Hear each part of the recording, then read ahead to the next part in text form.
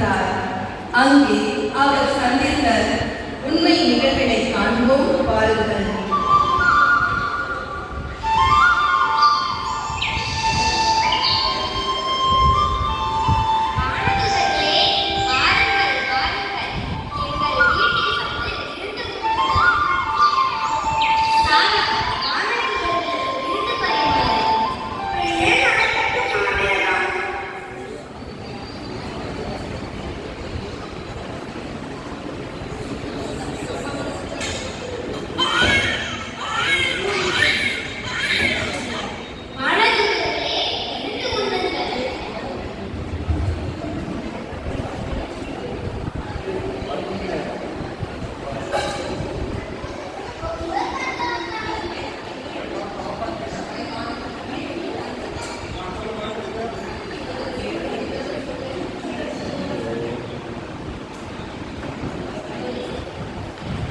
ரொம்ப சந்தோஷம்.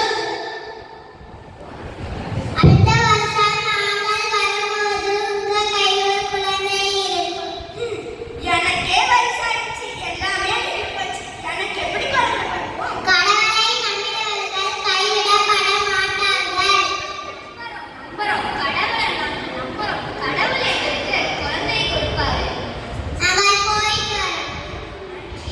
கடவுள் வாக்களித்தபடியே ஆபிரகாம் சாரா இருவருக்கும் அவர்கள் முடிந்த வயதில் ஓர் ஆண்மகன் பிறந்தார். அவனுக்கு ஈசாக்கு என பெயரிட்டனர்.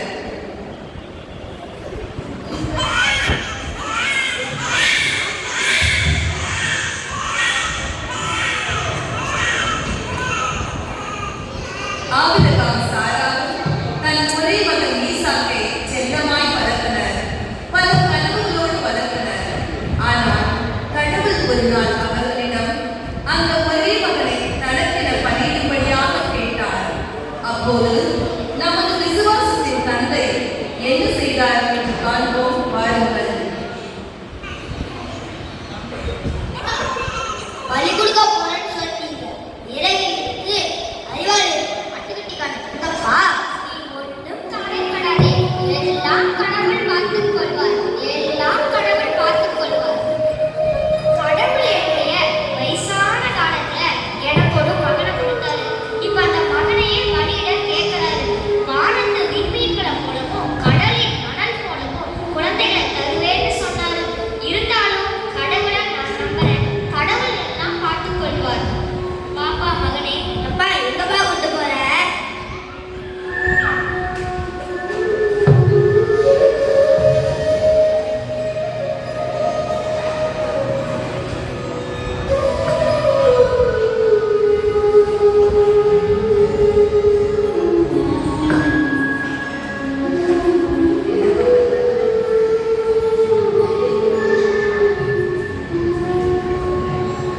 அப்பா என்னப்பா பண்ற?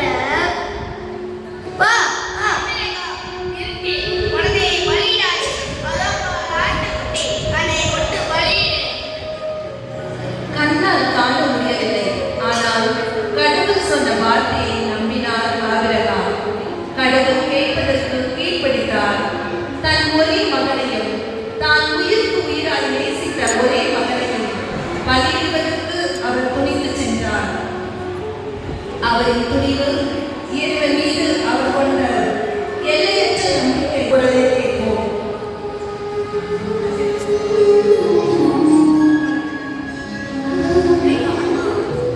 கண்ணால் காண முடியாவிட்டாலும்